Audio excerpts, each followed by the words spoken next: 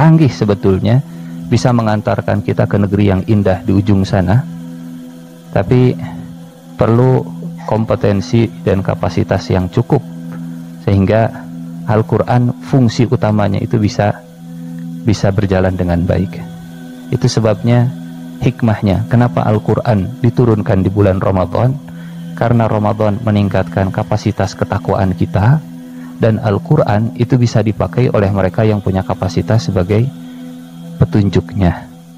Hudan lil muttaqin, Ramadan tujuannya mengangkat ketakwaan kita, la'allakum tattaqun. Tujuan utama yang pertama adalah petunjuk. Artinya saat kita nanti berkisah, bercerita, pastikan petunjuk apa yang bisa kita dapatkan dari kisah yang sudah kita dengarkan. Poin nomor 1 yang paling penting. Dan isi petunjuk itu cuma 2. Kalau dirangkum seringkas-ringkasnya cuma 2 petunjuk itu. If'al wala taf'al. Kerjakan, jangan kerjakan. Do and done. Lakukan, jangan lakukan. Cuma 2. Isi dari hidayah itu 2. Kerjakan, jangan kerjakan. Yang kedua, bayyinatin minal huda. Penjelasan petunjuk yang sudah diberikan. Kalau yang pertama perintah dan larangan, kalau yang kedua reasoningnya, alasannya, penjelasannya.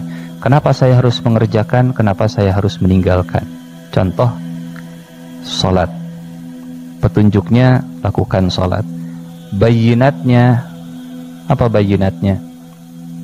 Sholat tanha anil fahsyai wal munkar. Itu bayyinatnya. Penjelasan dari petunjuk, sholat bisa mencegah dari perbuatan keji dan mungkar. Saum itu petunjuknya. Sebetulnya bukan lakukan saum. Saum bukan melakukan ya.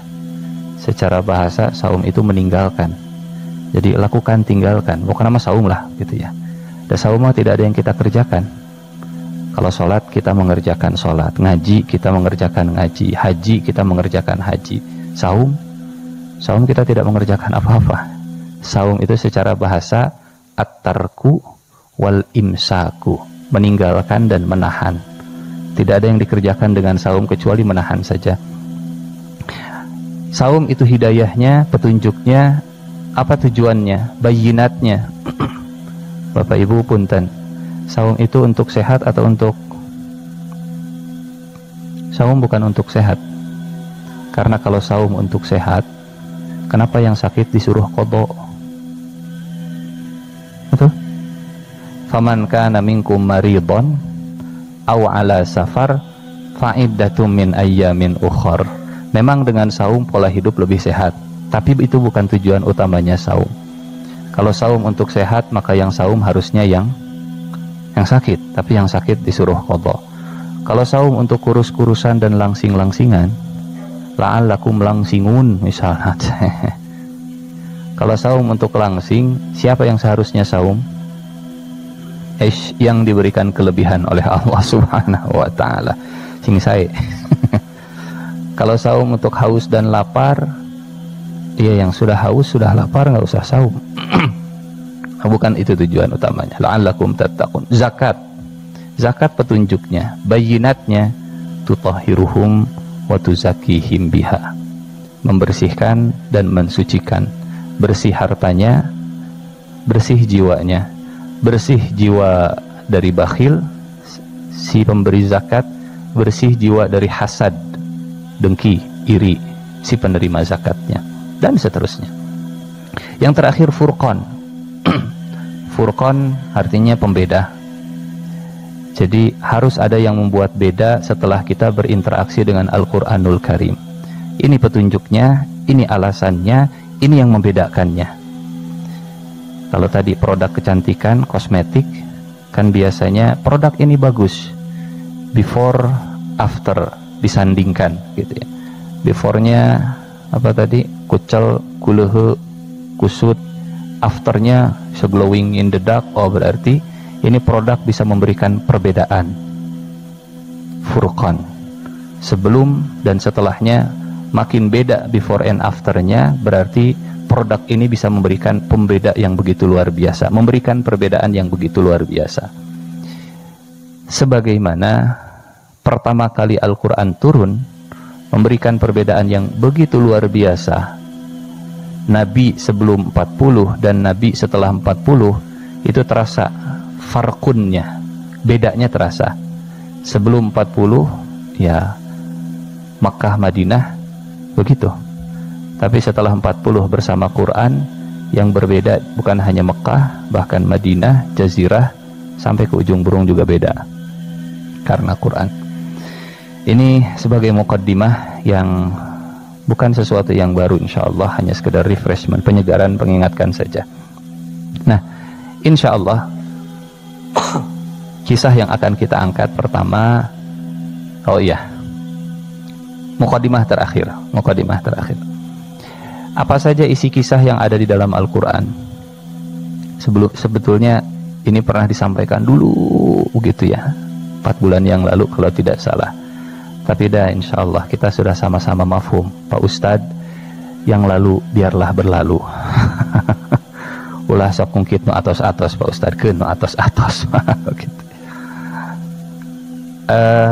Kisah di dalam Al-Quran itu kalau dirangkum terbagi menjadi 3 bagian utama, 3 jenis kisah.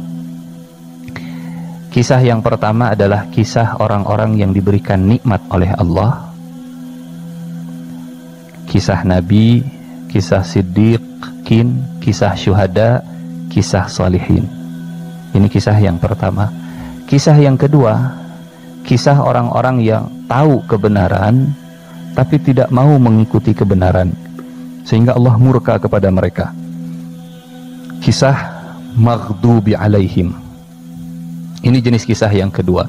Tahu ini benar tapi nggak mau ngikutin yang benar. Tahu ini salah tapi tidak mau meninggalkan yang salah sehingga Allah murka kepada mereka. Maghdubi alaihim. Kisah yang ketiga, kisah yang memang jahil, kisah yang tidak tahu petunjuk, akhirnya mereka tersesat. Dirangkum dalam surat Al-Fatihah bagian terakhir. Karena Al-Fatihah itu rangkuman Al-Quran, maka bagian terakhir dari surat Al-Fatihah ini adalah rangkuman kisah di dalam Al-Quran. Ihdinas siratal mustaqim, siratal ladina an'amta alaihim. Jalan orang-orang yang kau berikan nikmat kepada mereka. Ghairil maghdubi alaihim, bukan orang-orang yang kau murkai mereka. Waladhdallin, dan juga bukan orang-orang yang tersesat. 3 kisah di dalam Al-Quran.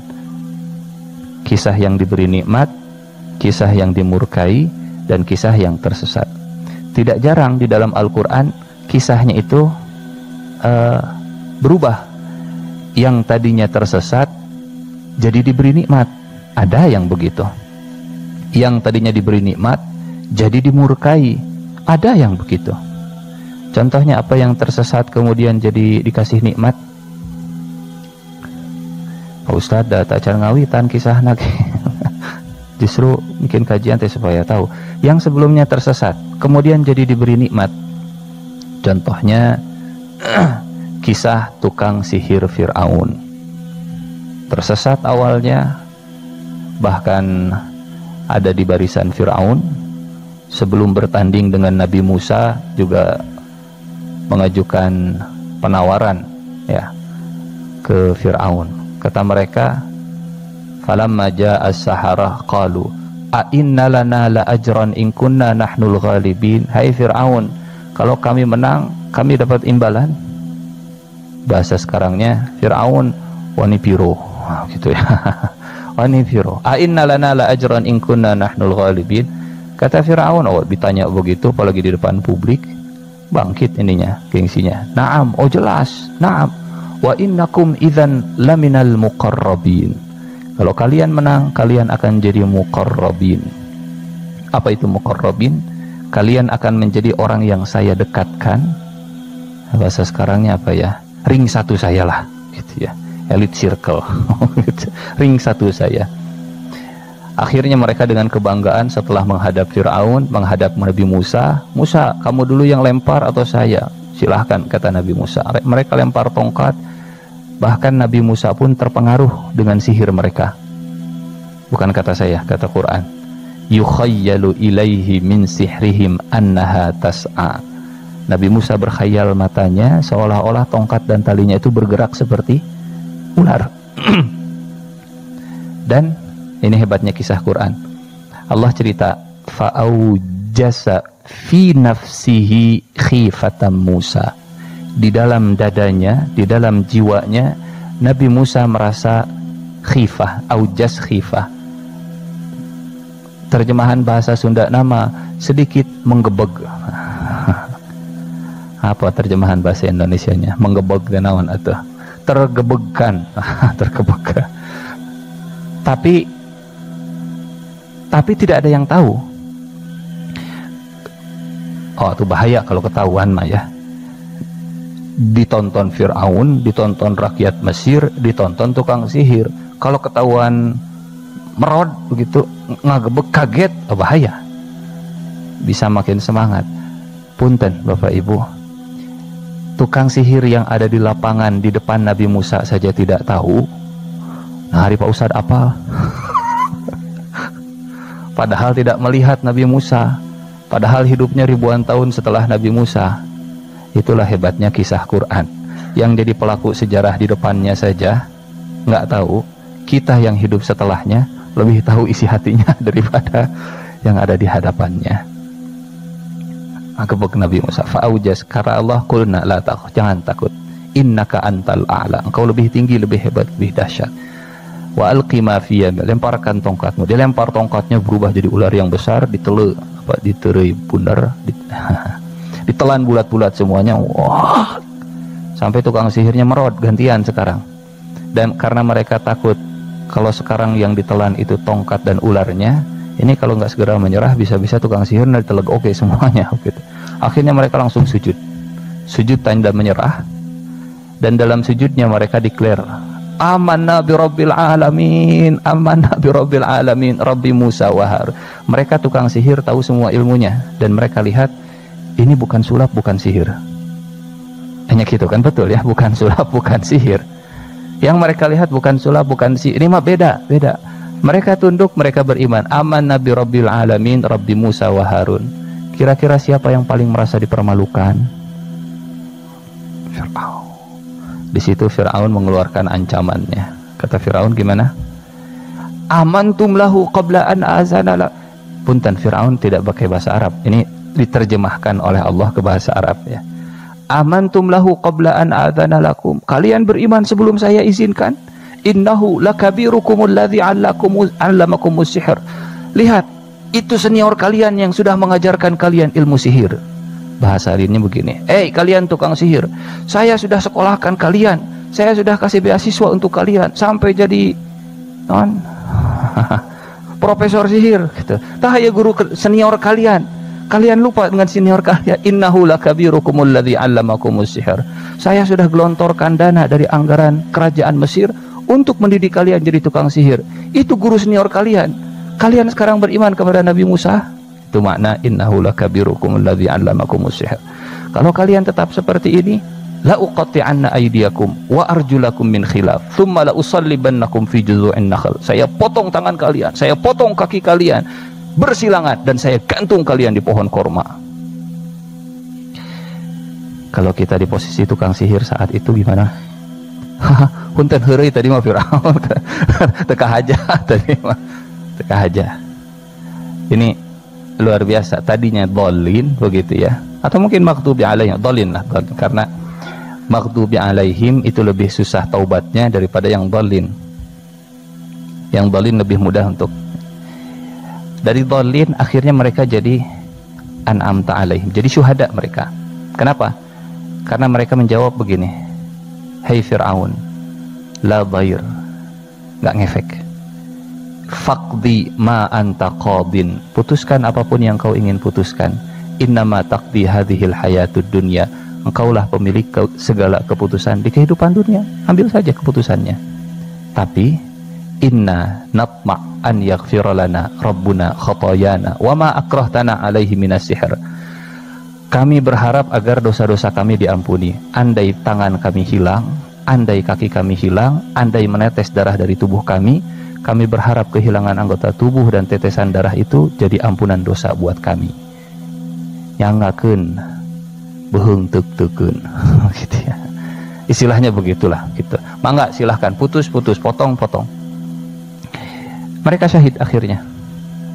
Mohon maaf, ini bukan ajakan untuk kehilangan anggota badan, bukan begitu ya. Tapi ini ajakan mensyukuri anggota badan yang kita miliki. Mereka untuk mendapatkan ampunan harus kehilangan anggota badan. Kita tanpa harus kehilangan anggota badan masih bisa dapat ampunan.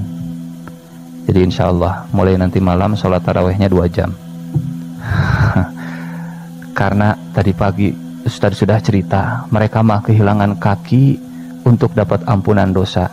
Kita mah dengan kaki insya Allah bisa diampuni dosa. Setuju Bapak Ibu? Allah Maha tahu isi hati kita ya. Tapi sepertinya masih minoritas yang jawab setujunya. Itu contoh dari dhalin jadi an'amta alaihim. Ada yang awalnya an'amta alaihim jadi maghdubi alaihim. Jadi yang ingin kita ceritakan, ini yang ingin kita angkat, kisahnya tersebar di beberapa surat. Surat Al-Baqarah, surat Al-A'raf, surat Al-Hijr, surat Al-Isra, Al-Kahfi, Toha, dan surat Shad. Siapa contohnya yang tadinya an'amta alaihim jadi maghdubi alaihim? Ada beberapa. Ada kisah Bal'am bin Ba'awra, hidup di zaman Nabi Musa. Tadinya dia ulama, hafal semua ayat-ayat, hafal nama Allah yang paling agung. Watlu alaihim naba'alladzi atainahu ayatina fansalakha minha. Akhirnya jadi bermusuhan dengan Nabi Musa sampai Allah membuat dia perumpamaannya dengan punten seekor anjing. Ada manusia di dalam Al-Quran yang diumpamakan oleh Allah siga anjing. Jadi kan ari orang Sunda mah meureun biasanya siga kitu teh. Ieu mah yang dia teh siga anjing, Allah yang ngomong begitu ke orang tersebut. Bahasa Qur'annya begini, famathaluhu kamathalil kalbi. Perumpamaan dia itu, orang ini seperti seekor anjing. Intahmil alaihi yalhath au tatrukhu yalhath. Tadinya soleh, tadinya hafal Alkitab, tadinya hafal Taurat, tadinya mengenal asma Allah yang paling agung, tauhid. Tapi kemudian fansalakho, dia berbelok dan Allah umpamakan seperti dari an'amta alaihim, dari solihin, dari golongan solih, berubah menjadi maghdubi alaihim. Termasuk, nah ini hari saya teh sampai maghrib sampai jam berapa ini? Hah? Sampai maghrib. Satunduh nawainya. Kisah yang akan kita angkat pagi ini adalah kisah yang pertama kali kita akan temukan di dalam Al-Quran saat kita membaca dari surat Al-Fatihah masuk ke surat Al-Baqarah. Tadinya an'amta alaihim, kemudian berubah menjadi maghdubi alaihim. Tadinya ahli syurga, bahkan sudah tinggal di syurga. Kita mah belum tinggal di syurga. Ini mah sudah ahli syurga, sudah pernah tinggal di syurga, tapi berubah menjadi rajim. Berubah menjadi terkutuk. Tadinya jadi guru, tadinya terhormat, bahkan di syurga terhormatnya, tapi berubah menjadi makhluk yang terkutuk. Dari an'amta alaihim jadi maghdubi alaihim. Siapakah dia? Kisah iblis di dalam Al-Quran, atau kisah iblis, dan karena nggak bisa dilepaskan dalam Quran, kalau iblis pasti cerita dengan Adam gitu ya, pasti dua-duanya bersatu. Kisahnya ada di beberapa surat, tadi di Al-Baqarah, di Al-A'raf, di Al-Hijr, di Al-Isra, di Al-Kahfi, Toha, Shad. 7 surat yang mengangkat kisah Nabi Adam bersama dengan iblis. Jamaah dirahmati Allah Subhanahu wa taala, saya yakin insya Allah kisahnya juga bukan kisah yang asing ya, masyhur, Hanya tadi yang ingin kita ambil adalah petunjuknya, bayinatnya, dan furqannya. Dimulai kisah ini dari, atau kita buka mulai dari surat Al-Baqarah ya. Bismillahirrahmanirrahim. Wa idh qala rabbuka lil malaikati inni ja'ilun fil ardi khalifah. Dan ingatlah ketika Allah berfirman kepada para malaikat, aku akan menjadikan seorang khalifah di muka bumi. Bapak Ibu, punten. Nabi Adam ditakdirkan untuk bertugas di mana? Bumi. Ini menarik ya. Kata orang Arab, ard. Kata orang Inggris, earth. Rada-rada mirip lah ya. Ard, earth. Kata orang kita, bumi. Kita mandiri dalam berbahasa, insyaallah. Kata orang Arab, jamal. Kata orang Inggris, camel. Jamal, camel. Rada-rada mirip lah. Masuk ke kita jadi onta. Kata orang Arab, qittun. Kata orang Inggris, cat. Qittun, cat. Ya, mirip-mirip. Masuk ke kita, kucing. Mantap. Kata orang Arab, sukar. Kata orang Inggris, sugar. Sukar, sugar. Gula. Kata orang Arab, kahfun. Kata orang Inggris, cave. Kahf, cave. Gua. Ya, deh. Tapi tenang, enggak masalah ya. Earth. Punten. Allah takdirkan Nabi Adam bertugasnya di bumi. Allah ciptakan Nabi Adam di bumi atau di surga? Surga. Ibarat begini, saya akan ciptakan makhluk yang tugasnya nanti di bumi. Pas diciptakan ternyata di surga. Apa maknanya? Kalau sudah ditakdirkan oleh Allah akan ada di satu tempat, maka akan ada cerita Nabi Adam berpindah dari tempat sekarang ke tempat tersebut. Allah menakdirkan si fulan meninggalnya di Palembang, padahal dia tinggalnya di Bandung. Sok aya we keretak ujuk-ujuk, Bu, jalan-jalan yuk ke Palembang. Tah, tanda-tanda. Kan begitu. Ini ja'ilun fil ardi, pas diciptakan fil jannati.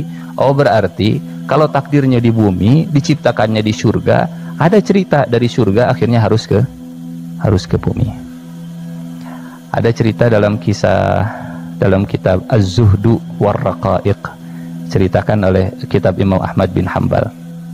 Cerita di zaman Nabi Sulaiman ya, masyhur rasanya ceritanya.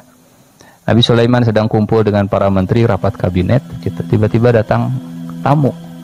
Matanya menatap Nabi, salamnya ke Nabi Sulaiman, matanya ke salah satu menteri. Assalamualaikum. Assalamualaikum.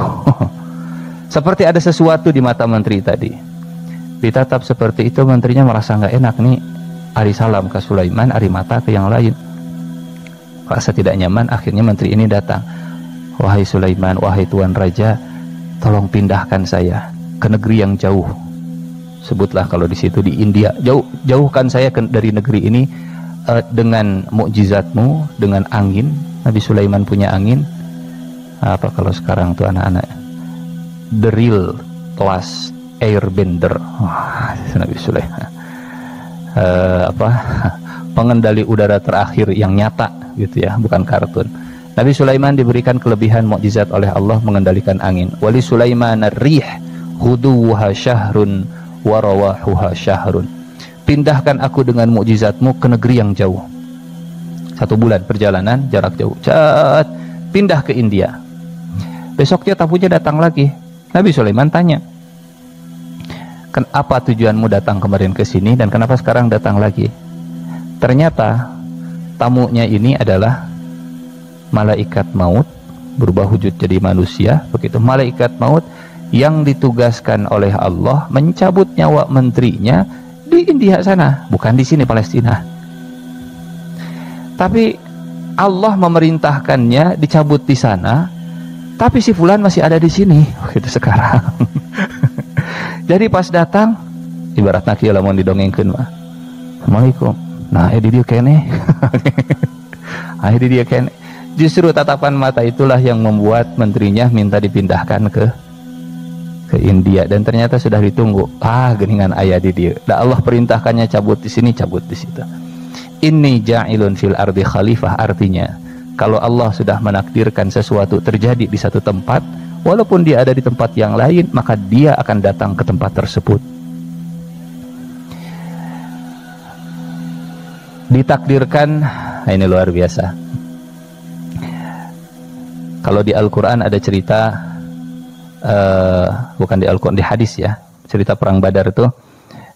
Kata Rasulullah sebelum perang Badar begini, di depan para sahabatnya, ini tempat meninggalnya Abu Jahal, ini tempat meninggalnya Umayyah, ini tempat meninggalnya Uqbah bin Abi Mu'aid, ini tempat meninggalnya si fulan, si fulan. Selesai perang Badar, kata para sahabat, demi Allah, tidak ada satupun jasad yang oleh Rasulullah sebutkan dan tempat yang oleh Rasulullah tunjukkan kecuali tempatnya persis seperti yang sudah diarahkan, nggak ada yang bergeser sedikit pun. Mereka datang dari Mekah. Kemudian 70 orang itu sudah ditakdirkan oleh Allah meninggalnya di Badar. Padahal oleh Abu Sufyan yang bawa kafilah dagang sudah diwanti-wanti, sudah Abu Jahal pulang, sudah aman, ini uang kita sudah aman, tidak akan diambil oleh Muhammad, jangan perang, hemat tenaga, hemat sumber daya, pulang saja, pulang.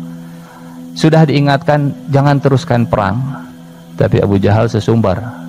Kata Abu Jahal, apa kata dunia kalau Quraisy sudah menyiapkan 1000 pasukannya, kemudian mundur begitu saja tanpa mengalahkan musuhnya? Tidak ada kata mundur, maju terus sampai kita menang. Memang kalau sudah ditakdirkan matinya begitu ya. Jadi walaupun sudah dicegah, ya takdirnya di situ. Tapi kisah tadi itu mungkin menimbulkan pertanyaan begini, Ustaz, bukankah Allah berfirman, wa ma tadri nafsum madza taksibu ghadan, wa ma tadri nafsun bi ayyi ardin tamut? Di tanah mana seseorang itu akan meninggal dunia, tidak ada yang tahu kecuali Allah. Kok Rasulullah bisa tahu? Sampai nunjukin ke para sahabat, ini si fulan, di sini si fulan, di sini si fulan, di sini si fulan. Bukankah agak kontradiksi dengan ayat tadi ya, akhir dari surat Luqman, innallaha indahu ilmus sa'ah wa ya'lamu fil arham wa yunazzilul ghaith wa ma tadri nafsum madza taksibu ghadan. Tidak ada seorang pun yang tahu apa yang bakal dikerjakan esok hari. Wa ma tadri nafsum bi ayyi ardin tamut, dan tidak ada seorang pun yang tahu di bumi mana, di tanah mana dia akan meninggal dunia. Tapi kok Nabi Muhammad tahu? Ayat ini kalau disandingkan dengan ayat yang lain, insya Allah kita akan menemukan jawabannya di akhir surat Al-Jin. Ada ayat alimul ghaib fala yuzhiru ala ghaibihi ahada illa man irtada mir rasul. Ada pengecualiannya. Dialah Allah yang mengetahui yang gaib, dan dia tidak akan menampakkan perkara gaib kepada siapapun kecuali, ada pengecualian, kepada Rasul yang diridhoinya. Illa man irtada mir rasul. Maka Nabi Muhammad SAW termasuk yang diridhoi untuk mengetahui di mana tempat kematian si fulan, dan si fulan. Ini hikmah yang pertama. Kalau Allah menakdirkan Nabi Adam itu di bumi dan diciptakannya di surga, berarti akan ada satu peristiwa yang membuat Nabi Adam nanti pindah dari surga ke bumi. Apa peristiwanya? Kalau kita jadi penonton saat itu, kita nggak pernah tahu. Tapi karena kita membaca Quran, kita sudah tahu peristiwa apa itu yang membuat Nabi Adam dan iblis akhirnya pindah ke bumi. Qalu, kata para malaikat, ataj'alu fiha may yufsidu fiha wa yasfiku ad-dima'a wa nahnu nusabbihu bihamdika wa nuqaddisu lak. Kata para malaikat, kenapa harus makhluk yang baru padahal kami nusabbih, nuqaddis, kami senantiasa bertasbih, kami senantiasa mensucikanmu. Artinya bukan diprotes oleh malaikat ini, tapi apa kriteria seorang khalifah kalau malaikat sudah sering bertasbih dan sudah sering bertahmid, sudah sering mensucikan, tapi tidak dipilih oleh Allah untuk menjadi petugas di muka bumi. Tasbih dan tahmid ternyata tidak cukup untuk menjadi petugas di muka bumi. Dan apa kriteria yang dimiliki oleh Nabi Adam tapi tidak dimiliki oleh malaikat? Malaikat memiliki ini, tasbih, tahmid, yang di surat lain Allah cerita malaikat itu tasbih dan tahmidnya serta takdisnya, mensucikan Allahnya, la yafturun, tidak ada futurnya sama sekali. Sujud, terus salat, terus tasbih, terus-terusan. Jadi istiqomahnya malaikat mah terus begitu. Kita manusia, bukan malaikat. Istiqomah ala manusia tidak sama dengan istiqomah ala malaikat. Malaikat istiqomahnya tadi layaf turun, nggak pernah turun. Kita manusia mah pasti ada turunnya, ada futurnya, ada lemesnya gitu. Pasti naik turun, fluktuatif. Tapi pertanyaannya, istiqomah yang sesuai dengan sifat manusia yang fluktuatif itu siga kumaha sih? Rasanya kalau istiqomah itu kan kita lempeng terus. Tapi dah kita mah reregian itu. Ya fluktuatif gitu, naik turun. Ternyata yang saya paham, yang saya dapatkan, bahwa istiqomah manusia berbeda dengan istiqomah malaikat. Istiqomah manusia adalah fluktuatif tapi trennya terus naik begitu. Sekarang 5, mungkin turun 4, besok kudu genap. Sekarang mungkin 7, turun jadi 5, besok harus 7. 7 sekarang mungkin 6, besok harus 8. Yazid wa yanqus, tapi secara umum terus menerus naik. Karena kalau manusia flat gitu, rasanya bukan istiqomah ya namanya. Apa? Pak Ustad, alhamdulillah abdi mah istiqomah dugi ka ayeuna ti ali teh masih kene ikro genep. Istiqomah. Enggak, bukan istiqomah.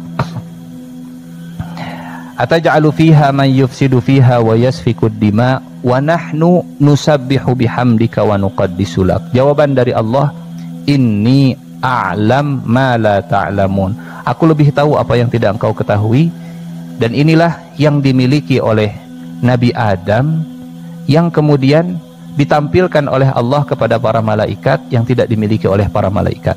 Apa itu? Ilmu. Bapak Ibu jamaah yang Allah muliakan, kalau kita membaca surat Al-Baqarah tentang Nabi Adam, malaikat dan iblis, Allah baru perintahkan malaikat sujud ke Nabi Adam itu di ayat 34. Wa iz qulna lil malaikati isjudu li Adam. Tapi sebelum ayat 34, ayatnya itu tentang wa 'allama Adamal asma'. Allah ajarkan ilmu kepada Nabi Adam. Allah perintahkan malaikat, coba sebutkan nama-nama ini. Kata malaikat, la ilma subhanaka la ilma lana. Kata Allah, ya Adam, ambihum bi asma'ihim. Jadi ada proses keilmuan yang diberikan oleh Allah kepada Nabi Adam, yang membuat Nabi Adam kemudian diangkat derajatnya oleh Allah. Kemudian malaikat diperintahkan sujud kepada. Artinya semakin berilmu seseorang, semakin diangkat derajatnya oleh Allah Subhanahu wa ta'ala. Disuruh sujudnya itu tidak, aku akan ciptakan Adam, Adam tercipta, sujud ke Adam, sujud. Nah, ada kisah yang mendahului sebelum kisah perintah sujud Allah kepada Nabi Adam. Kisah apa yang mendahuluinya? Kisah ilmu. Sebelum ayat usjudu li Adam, ada ayat wa'allama ambihum ya Adam, dan seterusnya. Ada proses keilmuan, ada belajarnya, ada mengajarkannya, maka Allah angkat. Bapak Ibu jamaah yang Allah muliakan, mohon maaf, bahkan di dalam Al-Quran seekor anjing yang menggigit hewan, hukumnya bisa jadi beda. Kalau ada misalnya nih, ada anjing, anjing liar, kemudian menggigit rusa, dengan anjing yang dilatih, dikasih ilmu, dilatih untuk berburu, hasil gigitan buruannya hukumnya beda dalam fikih.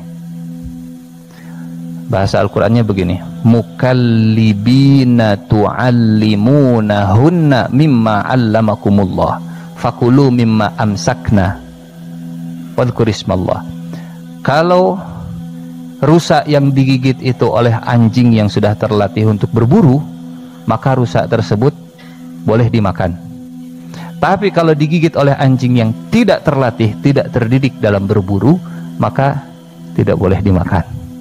Bahkan Allah pun di dalam Al-Quran membedakan antara anjing berilmu dengan anjing yang betul. Itu tafsiran para ulama tentang anjing yang dilatih untuk berburu gitu. Anjing yang dididik untuk berburu hukumnya beda dengan anjing yang tidak dilatih untuk termasuk buruan yang digigitnya. Kalau di surat Al-Mujadilah ayatnya insyaallah masyhur, yarfa'illah, Allah akan mengangkat, yarfa'illahu alladhina amanu minkum walladhina utul ilma darajat. Beberapa derajat Allah akan angkat. Ini petunjuk yang kedua ya. Petunjuk yang ketiga, maaf.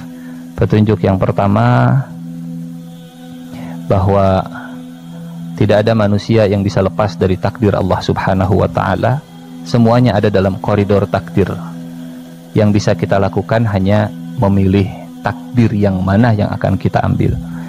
Yang kedua, menjadi petugas Allah di muka bumi ini butuh ilmu. Dan yang ketiga, ilmu yang akan mengangkat derajat seseorang. Barulah di ayat ke-34 dan di surat-surat yang lain, Allah perintahkan malaikat semuanya untuk sujud. Bapak Ibu jamaah yang Allah muliakan, sekilas kalau kita membaca kisah iblis yang disuruh sujud dan malaikat, sekilas akan terbaca, ini iblis termasuk malaikat ya. Karena banyak ayat yang sujudlah mereka semua kecuali iblis. Oh, berarti iblis termasuk malaikat gitu.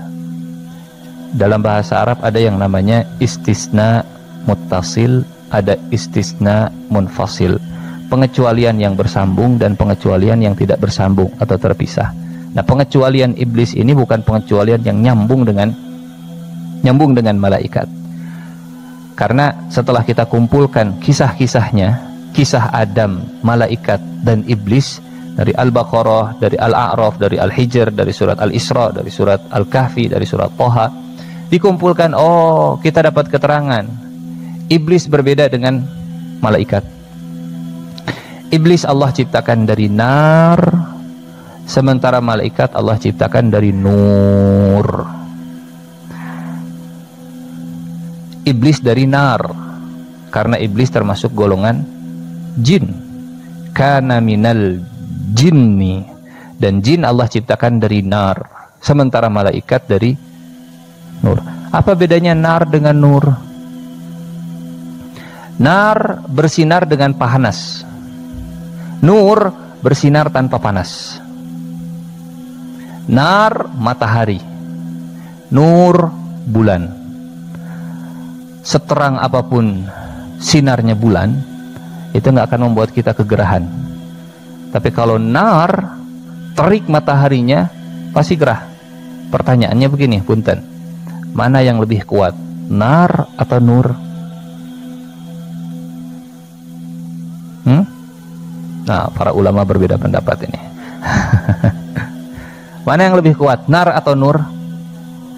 Matahari dari nar atau dari nur? Malaikat dari nar atau dari nur?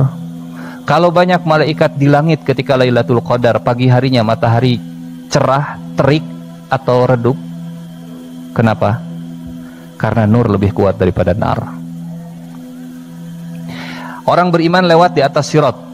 Ini padang mahsyar, ini surga, di bawahnya neraka. Untuk sampai ke surga harus lewat sirat wa im minkum illa wariduha, setiap orang akan melewati api neraka. Orang beriman dia punya nur. Di bawah sirat ada nar. Kata nar ketika nur lewat, cepat lewat. Naruka tutfi'un nari. Cahayamu kalau terlalu banyak akan memadamkan apiku. Nur itu lebih kuat daripada nar. Memang nar itu menghangatkan. Itu sebabnya dalam Al-Quran selalu dibedakan antara nur dengan dia, nur dengan dia. Kalau di bahasa Indonesia kan mah dia atau siroj cahaya, nur cahaya juga. Cahaya matahari, cahaya bulan sama. Tapi di Al-Quran dibedakan. Ja'ala syamsa sirajaw wal qamara munira wa ja'ala syamsa sirajaw wal qamara munir.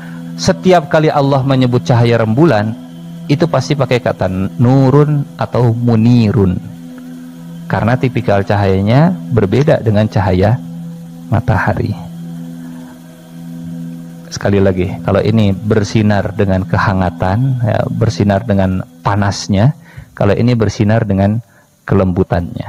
Sekarang, kalau Rasulullah sinarnya bagaimana? Sinar yang diberikan oleh Rasul kepada umatnya, itu dua-duanya. Inna arsalnaka syahidan wa mubasysyiran wa nadhira wa da'iyan ilallahi biiznihi wa sirajam munira. Siraj itu tipikal cahaya matahari, munir itu tipikal cahaya rembulan. Jadi bisa hangat, bisa sejuk, bisa hangat, bisa sejuk. Siang dan malam Rasulullah menjadi cahaya bagi umatnya, sinar bagi umatnya. Ini antara nur dengan nar. Mereka diperintahkan untuk sujud kepada makhluk yang Allah ciptakan dari tin. Wa idh qulna lil malaikati isjudu li adama fasajadu illa iblisa aba wastakbara wa kana minal kafirin. Sujud kalian semua sujud kecuali iblis, dan iblis akhirnya menjadi menolak dan sombong. Jemaah yang dirahmati Allah Subhanahu wa taala, di ayat 34 surat Al-Baqarah dan di surat-surat yang lainnya Allah menyandingkan antara sujud sombong, sujud sombong. Yang tidak mau sujud sombong. Sebaliknya, yang ingin menekan atau yang ingin mengikis sifat kesombongannya, maka harus banyak sujudnya. Sujudnya akan dijauhkan dari sifat kesombongan mereka yang mudah untuk sujud kepada Allah Subhanahu wa ta'ala. Usjudu istakbar. Kalau mau sujud insya Allah tidak istakbar. Malaikat sujud, malaikat jauh dari sifat sombong. Punten Bapak Ibu, ini kita rangkum saja mungkin ya. Biasanya kajian sampai jam berapa Punten? 6 atau selangkung 10 menit ya.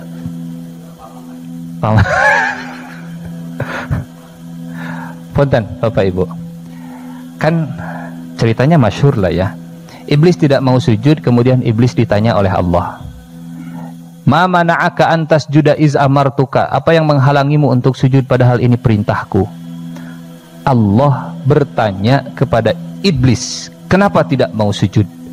Punten, apakah Allah tidak tahu? Kenapa nanya? Ya iblis, malaka alla tasjuda ma'asa. Ya iblis, ma mana'aka an tasjuda iz amartuka. Apa yang menghalangimu untuk sujud? Allah tahu tidak? Kenapa nanya? Dan iblis juga tidak menjawab, kamu nanya. Tanya-tanya. Allah tahu tidak Bapak Ibu? Kenapa nanya? Nah, ternyata tidak semua pertanyaan tujuannya untuk mencari jawaban. Ada pertanyaan yang tujuannya, inilah kita paham rhetorical question mungkin kalau bahasa kita begitu. Pertanyaan-pertanyaan retoris. Ada pertanyaan yang tujuannya itu punten, nyindir. Misalnya masuk jam 9, ada yang datang jam 10. Jam berapa ya sekarang? Pasti nggak akan jawab begini, emang parem gitu jam nu bapak. Kepret nu gitu. Jam berapa ya sekarang? Di HP AB mah jam 10. Dia tahu karena dia lihat jam berapa ya sekarang. Tapi itu pertanyaan bukan mencari jawaban. Atau ada pertanyaan yang tujuannya membangun keakraban, kedekatan. Bapak sedang sarapan, tetangga lewat, kata tetangga teh, "Nuju naon Pak?" Dia lihat kita lagi makan. Nah, kita nggak akan jawab, "Tengah dulu gitu." Oh, nggak lihat begitu, nggak mungkin begitu. "Nuju naon Pak?" Kadia. Calik. "Bu, samangkok deui Bu." "Iya, Bapak ngalangkung." Mesti begitu. Bukan mencari jawaban. Atau ada pertanyaan yang tujuannya merintah, tapi redaksinya bertanya gitu. Melihat sampah, ini teh sampah ya? Kata yang di situ, "Sanes Pak." Ada jenis pertanyaan seperti pertanyaan malaikat Jibril ke Rasulullah ketika duduk dengan para sahabat, nanya, "Apa itu Islam?" "Islam syahadat, salat, saum, zakat, haji." Benar. Sadaqta. "Apa itu iman?" "Iman itu iman kepada Allah, malaikat, kitab, rasul, dan seterusnya." Benar. Para sahabat bingung. Yas'aluhu wa yusaddiquhu. Cenananya tapi membenarkan. Tanya tentang Islam, tanya tentang iman, tanya tentang ihsan, tanya hari kiamat. Kata Rasulullah, yang ditanya tidak lebih tahu dari yang bertanya. Tanya ciri-cirinya, sebutkan oleh Rasul 2 cirinya. Talidal amatu rabbataha wa antaral hufahu ala ya'asha yatatawaluna fil bunyan. Orang tadi pergi, para sahabat speechless lah kalau bahasa kita. Saya jelema, bikin bingung. Kata Rasul, "Atadruna manisail?" Kalian tahu siapa yang tadi bertanya? Kata sahabat, Allah dan Rasulnya lebih tahu. Kata Nabi, "Atakum Jibril liyu'allimakum dinakum." Tadi Jibril datang ingin mengajarkan agama untuk kalian. Tapi caranya bertanya. Misal begini, "Ustadz teh belum menjelaskan sesuatu nih. Saya sih sudah tahu jawabannya, tapi kayaknya yang lain belum tahu deh. Pak Ustadz bade naros." Nah gitu. Bertanya bukan mencari jawaban karena dia sudah tahu jawaban, tapi bertanya supaya Ustadz menjelaskan karena rasanya itu penting untuk diketahui yang lain. Ada yang begitu pertanyaan, macam-macam lah gitu. Ada pertanyaan istifham litahwil. "Inna anzalnahu fi lailatul qadr wa ma adraka ma lailatul qadr." Tahukah kalian apa itu dan berapa nilainya Lailatul Qadar? Memang Allah tidak tahu? Tahu. Kenapa nanya? Ya pertanyaannya untuk membesarkan. Ibarat begini, "Bu, ini handphone mahal. Tahukah kamu berapa harga handphone ini?" Tahu nggak? Kurang lebih begitu. "Saya tahu harganya." Ini nggak, handphonenya murah gitu. "Tahu nggak? Wama adroka harga handphonenya." Saya tahu harganya, tapi saya bertanya bukan untuk nanya, bukan untuk membandingkan harga, tapi ingin mengangkat nilai harga handphone ini. Kenapa Allah bertanya kepada iblis? Dan ya kalau bab seperti ini, Ustadz, kan Allah tahu ya kebutuhan kita. Tahu. Nah itu disuruh berdoanya. Atau sih, "Ya Allah, Engkau maha mengetahui apa karena mengetahui lah kabulkeun weh." Kan nggak begitu juga. Allah bertanya kepada iblis karena Allah ingin mengajarkan satu prinsip yang besar. Apa itu? Allah tidak akan memvonis iblis sebelum Allah bertanya kepada iblis, dan iblis yang kemudian menjawab, dari situlah keluar vonis. Sehingga kata para ulama, seorang hakim tidak boleh mengeluarkan vonis hanya berdasarkan pengetahuannya, di mana bukti persidangan belum ditunjukkan atau ditampakkan. Jadi harus berdasarkan bukti forensik atau pernyataan dari tersangka, saksi dan seterusnya. Walaupun hakim tahu, nu jaga kiamah pasti salah ya, pasti dia melakukan kesalahan. Kalau Allah mau kan bisa begini, iblis nggak tong loba omong keluar maneh ti surga. Gitu. Bisa begitu tidak Allah? Bisa, dah maha mengetahui. Tapi ditanya iblis, "Dede kunaon atuh? Ma mana'aka antas juda is amartuk?" Jawaban iblis gimana Pak Bu? ana mamang teh ya Allah, saya teh ya Allah khairun minhu, lebih baik dari dia. Kenapa iblis merasa lebih baik? Iblis merasa lebih baik bukan karena ilmunya, bukan. Iblis merasa lebih baik karena latar belakangnya. Karena latar belakangnya. Dan latar belakang mah atuh dikasih oleh Allah, bukan diusahakan oleh makhluk. Dikasih oleh Allah. Apa kata iblis? Ana khairum minhu, saya lebih baik dari dia. Kenapa engkau merasa lebih baik? Khalaqtani, engkau yang telah menciptakan aku. Itu kan latar belakang. Engkau yang telah menciptakan aku dari api, dan engkau yang telah menciptakan Adam dari tanah. Jadi latar belakang saya api itu lebih baik daripada latar belakang Adam dari tanah. Maka yang lebih baik tidak mungkin sujud. Harusnya yang tanah sujud kepada api. Nggak mungkin. Benarkah api lebih baik dari tanah? Karena yang saya tahu, harga tanah lebih mahal dari harga korek api. Yang mau bicara harga begitunya duka. Sametar seberat ini di Bandung begitunya. Ana khairum minhu khalaq. Bapak Ibu, Masya Allah, itu ada kalimat yang akidah banget ini. Iblis itu masih mengakui Allah pencipta. Engkau ciptakan saya. Kalau ada manusia yang tidak mengakui dia itu dicipta, berarti bukan saya yang jawab ya. Saya mah toser, Bapak Ibu nyemes. Iblis bilang, engkau ciptakan saya. Manusia bilang, tidak ada pencipta. Berarti Iblis yang bilang, engkau ciptakan saya. Bahkan iblis saja bilang, engkau ciptakan Adam. Saya nggak tahu kalau iblis ketemu orang yang bilang nggak ada pencipta di alam semesta, sigana minder iblis pasti. Hai jelema gitu-gitu tuh orang wae iblis tuh gitu. Meren begitunya. Meren tidak tahu. Kata iblis, ana khalaqtani min nar wa khalaqtahu.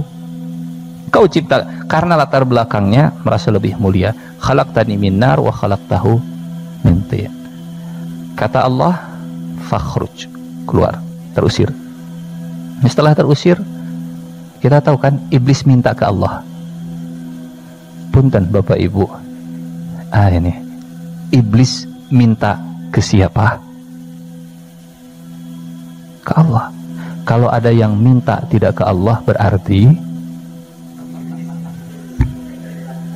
iblis minta apa? Masyhurlah permintaannya ya. Rabbi, kata iblis, Rabbi, Rabbku, fa'anzirni, tangguhkan, panjangkan umurku, ila yaumi, sampai hari apa? Ila yaumi yub'atsun, sampai hari kebangkitan. Hari kebangkitan sebelum atau setelah kiamat? Setelah kiamat. Kenapa iblis minta panjang umur sampai hari kebangkitan? Karena kalau kebangkitan tidak ada lagi kematian. Intinya nggak mau mati lah. Ila yaumi yub'atsun, dijawab oleh Allah, innaka minal munzarina ila yaumil waqtil ma'lum. Dipanjangkan tapi tidak sampai kebangkitan, dipanjangkan sampai waktu yang diketahui, sampai hari kiamat. Mintanya sampai kebangkitan, dikasihnya sampai hari kiamat. Punten Bapak Ibu, punten ya. Iblis percaya tidak Allah ada? Oke. Iblis percaya tidak surga ada? Iblis percaya tidak malaikat ada? Iblis percaya tidak Allah pencipta? Iblis percaya tidak Allah tempat meminta? Iblis percaya tidak hari kiamat ada? Iblis beriman atau tidak?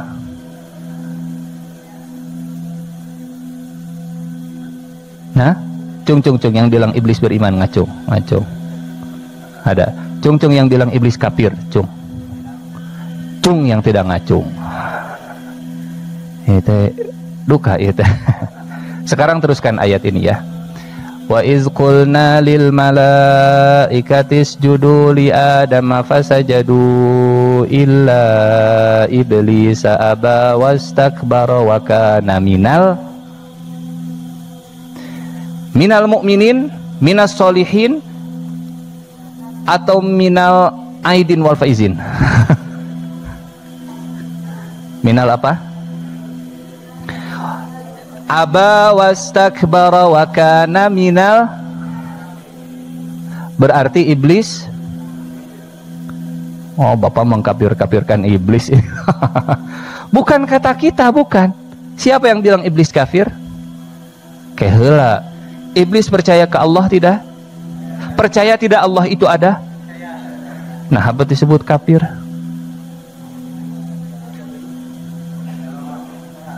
Oh, ternyata percaya Allah ada saja tidak cukup untuk dapat gelar mukmin. Percaya Allah atau piraku terpercaya, ngobrol langsung pernah ditanya kunaon, dah saya melalui HD, latar belakang saya lebih baik daripada Adam. Pernah ngobrol langsung, pernah minta dan dikasih cungcereng lagi. Apa cungcereng bahasa Indonesianya? Kontan. Anzirni innaka minal munzarin. Iblis. Sementara di ayat yang lain, di surat yang lain, di kisah yang lain, Allah mengabadikan ada yang berdoa tapi masih belum diijabah dalam waktu yang lama.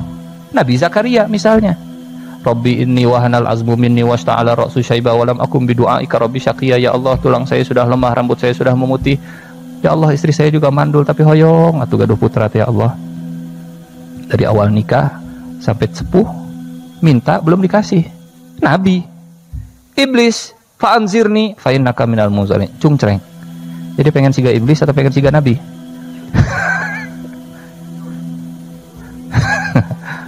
Nya atuh Pak Ustaz hayang jiga Nabi, tapi doa nage langsung cungcereng. Jamaah yang dirahmati Allah Subhanahu wa taala, kok bisa percaya Allah ada, percaya Allah mencipta, percaya surga ada? Ini terlepas, Ustadz, apakah surga iblis sama dengan surga kita nanti? Terlepas dari permasalahan itu ya, gitu ya. Percaya kiamat ada, percaya kebangkitan ada, tapi Allah mencabut sifat iman dari iblis. Aba wastakbara wa kana minal. Kenapa? Kenapa? Jamaah yang dirahmati Allah, ngaku iman gampang, diaku iman itu yang susah. Ngaku ganteng babari, mamang makasep, ngaku tenan naon ari ngaku mah, tapi da teu dia aku misalnya. Ngaku ikhlas, abdi mah ikhlas, gampang mengklaim ikhlas mah. Tapi kan yang paling penting mah diaku oleh Allah bahwa kita itu ikhlas. Yang paling susah mah diaku, mengklaim mah mudah insyaallah. Nah, jagoan saya mah ini ada kubatur mah tadi aku jago gitu.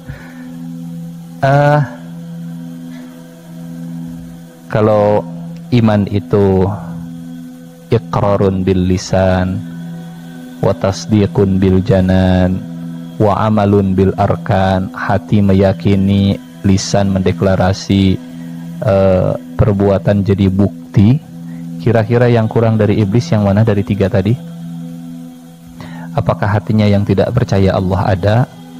Apakah lisannya yang tidak mengakui Allah itu Tuhan? Atau perbuatannya yang tidak membuktikan? Perbuatannya. Dari hati mah percaya, hati percaya, lisan berucap tapi disuruh nggak mau. Ini bahasa Qur'annya mah aba wastakbaro. Kalau perbuatannya siganunya, lisannya siganunya, apa siganunya bahasa Indonesianya? Seperti yang iya, tapi beda enak, tuh enak. Pokoknya mah jiganu heueuh, gitu ya. Seperti yang iya perbuatannya, lisannya seperti yang iya, tapi hatinya tidak mengakui. Yang begitu namanya nafik. Atau sebetulnya hati mah percaya, cuman untuk mengakui enggak. Nah, gengsi. Gengsi. Dan gengsi itulah yang akhirnya membuat Fir'aun baru ngomong di akhir hayatnya. Setelah kekerlekan, apa kekerlekan itu? Apa bahasa Indonesia? Mengkerlek. Bahasa Qur'annya hatta iza adrokahul ghoroku, sehingga ketika Fir'aun mendapati dirinya itu dalam keadaan tenggelam. Dan paling enak menerjemahkan ke bahasa daerah, sehingga ketika Fir'aun sedang kekerlekan hatta iza adrakahul gharaku qala, disitulah Fir'aun kemudian gengsinya hilang, keluar dari lisannya, amantu annahu la ilaha illalladzi amanat bihi banu Israil wa ana minal muslimin. Saya muslim, saya beriman kepada Tuhan yang disembah oleh Bani Israel. Tapi gitu, apa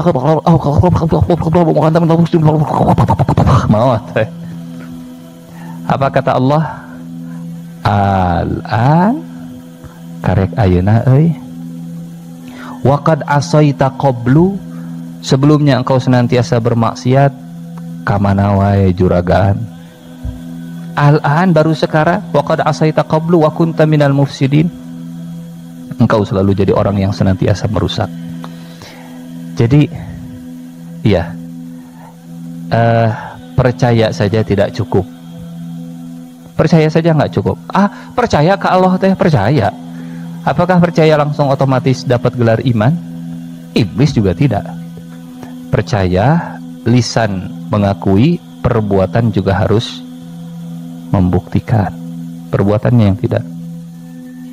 Jemaah yang dirahmati Allah Subhanahu wa taala, insya Allah kalau masih ada kesempatan kita bersilaturahim dan berjumpa, kisah Adam iblis ini berlanjut di dunia, dan Allah mengabadikan kisah berikutnya, kisah anak Adam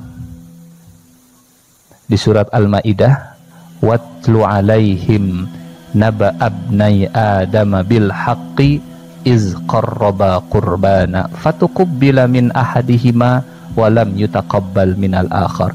Adam, Hawa istrinya keluar dari surga, turun ke bumi, dan kisah, sebutlah namanya Qabil dan Habil, walaupun Al-Quran tidak menyebutkan namanya. Sebutlah namanya Qabil dan Habil, adalah kisah kepanjangan antara perseteruan Nabi Adam dengan iblis. Sebelumnya mereka bersama di surga, kemudian mereka turun ke dunia. Adam punya keturunan, iblis juga punya keturunan. Pak Ustadz, Nabi Adam punya keturunan kan istrina Siti Hawa, hari iblis punya keturunan saha istrina. Duh, saya tadi ulam bahasa walimahna jadi tak apal sah. Pokoknya mah ayalah gitu keturunannya. Afatattakhidunahu wa dzurriyyatahu awliya min duni wa hum lakum adu. Iblis punya keturunan syaitan. Nah, dua keturunan ini ketika turun di muka bumi terjadi konflik, dan Allah mewanti-wanti, innasyaitana lakum aduwwum mubin. Syaitan adalah musuh yang nyata bagi kalian. Berlanjut kisahnya dengan kisah keturunan Adam di muka bumi. Insyaallah bersambung. Insyaallah. Ada pertanyaan? Tidak ada, alhamdulillah. Dan siga nama insyaallah. Karena kalau kisah mah ya nggak usah dipertanyakan lah, kisah mah gitu. Atau ada mangga? Kalau ada, tuh kan betul, alhamdulillah. Tidak ada, alhamdulillah. Baik, kalau tidak ada, kita akhiri dengan doa kifaratul majlis. Subhanakallahumma wa bihamdika asyhadu an la ilaha illa anta astaghfiruka wa atubu ilaik. Aqulu qawli hadza wa astaghfirullah li wa lakum. Assalamualaikum warahmatullahi wabarakatuh.